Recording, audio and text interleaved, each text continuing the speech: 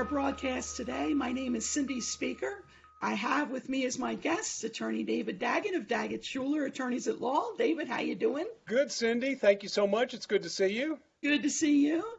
Well, we're going to talk about one of your favorite topics today. You're very successful. Safe Sober Prom Night program. And I think it's about ready to start up again. Yes, I'm on pins and needles. This is an exciting time of year. We're getting ready to get everything rolling. Everything is in the works.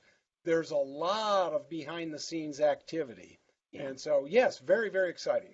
So tell us a little bit about that program, what it's all about, how long you've been doing it as well. Sure. So, well, how long we've been doing it? This is the 28th year of Safe Sober Prom Night. Wow. I can't believe how fast time has gone. In fact, I think if you look at safesober.com, there's some photos of me from the very first year, which that dates me a little bit, and you can tell it's been a while.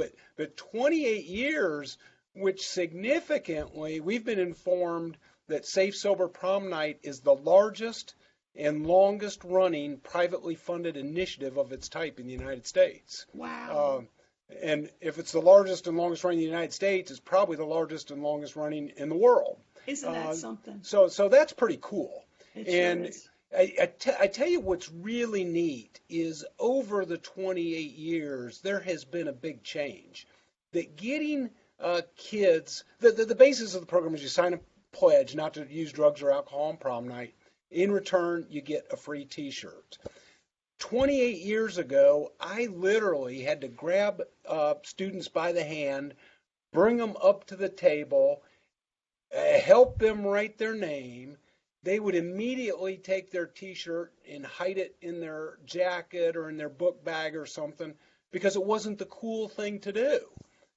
Fast forward, we now have to tell our volunteers when they go out, when the bell rings, stand back, because there's literally a stampede of students to get their T-shirts. Many of them put it on right then and there to wear them around school, and it's become a badge of honor of sorts for students to do that. That is great. Yeah, and that's pretty rewarding. Sometimes you see newspaper articles. Yeah, we recently in a newspaper had a student away at college, a college athlete. They interviewed him on the practice field. He's wearing a Safe Sober Prom Night T-shirt. So It's become a cool thing to pass along, and that kind of goes right with what our founding principles were and are. Because then times have changed, kids have changed, methods have changed. The principles are kind of those timeless principles. One is the ongoing awareness of the dangers of drugs and alcohol. And that's just something that we need constant reminders about, not only for young people, but for adults too, but the ongoing awareness.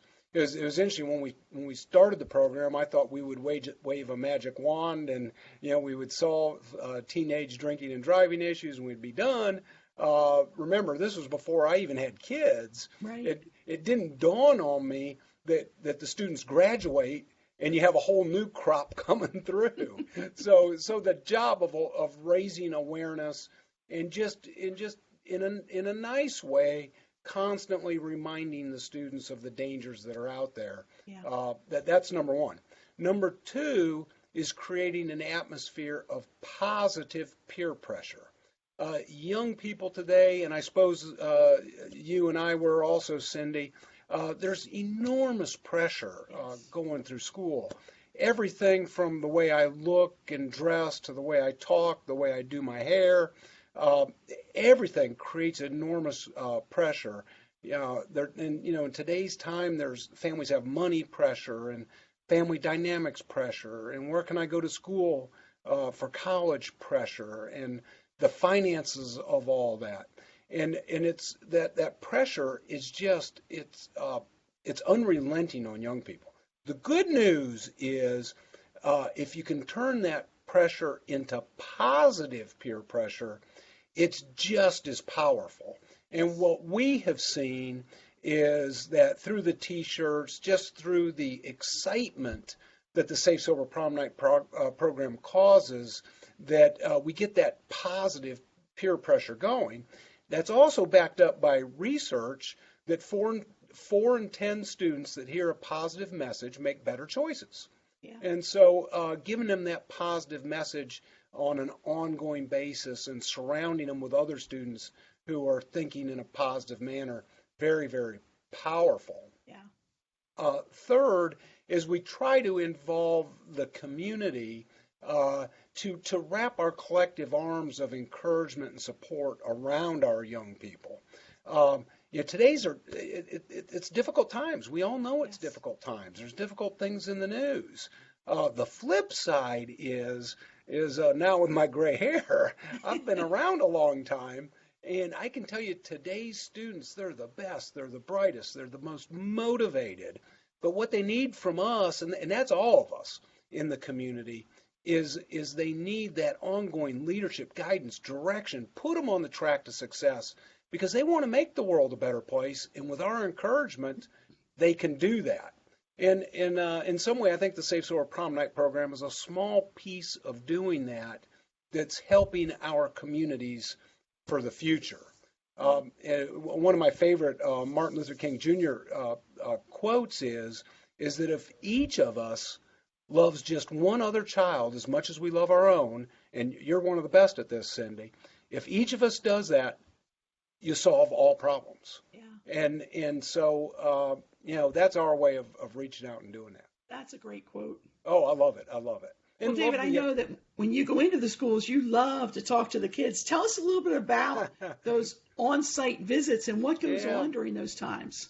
Yeah, so Catherine in my office, she's my boss and keeps me on track, as you know. She calculated that last year I made 93 different appearances, presentations, what have you. And a lot of it's just an innate passion that I have and collectively our organization has for young people and for the community. But the students, they know me now. I've done coaching in the area, those sort of things. They see me in different venues, and the conversations are everything from giving them a headlock and a noogie, and trying to get them in line, to serious talks about drugs, alcohol, sex, all the things that can take your dreams and they can just throw them off track before you even get started. So we have an awful lot of fun. They joke with me. One time they were getting on me pretty good, and I asked who the best athlete in the high school was, and they said he was right over here. He was going to college on a basketball scholarship. So I ripped my jacket off and challenged him to a push-up contest. And to which everybody, including Catherine, was shocked when I hit the floor and beat this kid in a push-up contest. And so we have some fun, and it's just spreading that positive goodwill to our young people, giving them the encouragement and support that's out there. There's another statistic that the most common denominator of successful people is they had at least one person outside their immediate family who took a personal interest in them. So, and usually that's a teacher or a coach or a neighbor, something like that. When starting the program, I was young and idealistic. And perhaps I still am, but I really believe that our business community didn't step up enough to help our young people. And the interesting thing is I get asked by other business leaders lots of times that they want to do something like this, and their question is, how much does it cost? And you can do the math: 15,000 T-shirts, all the collateral, paying our staff to go out, and all that sort of thing.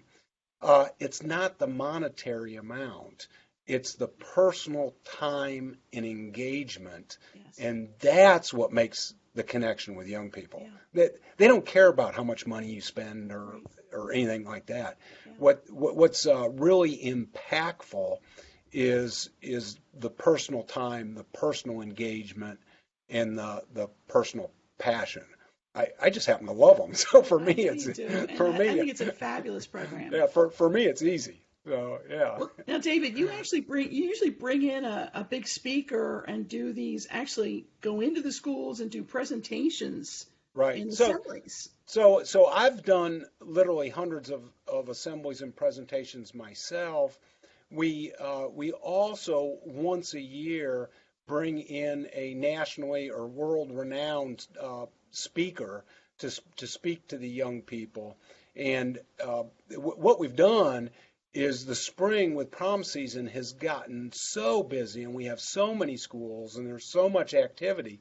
We actually moved our speaker program to the fall. Okay. Which is, to me, it's a double win. It helps us with logistics and timing, but the other thing it does is at the beginning of the school year, they get the message and the reminder in a fun, stimulating sort of way. Yeah. Then we're back with them during prom season with the T-shirts and the pledge signing and all those sort of things. So it kind of bookends the school year a little bit in a very, very positive way. Yeah.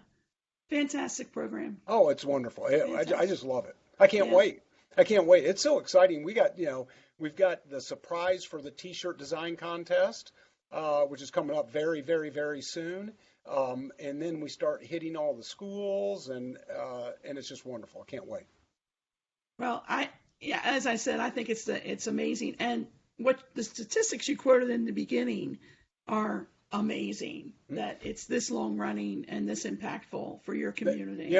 And some of the students, they also know me from my Ironman racing and my athletic pursuits.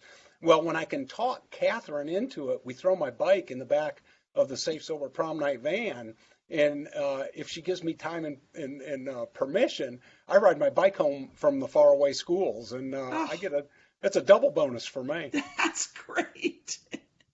Yeah. Well, David, as great as this program is, and it is, unfortunately, you see the tragic side of these types of incidents sometimes. Yeah, and in fact, why the one question you didn't ask is why did we start it? Yeah. And it came out of wanting to do something and thinking the business community needed to step up and do something, and it was natural because in my job as a lawyer, unfortunately, I see both sides of the tragedy. Yes. I see a young person who, in one night, one bad decision, they can affect the entire rest of their life.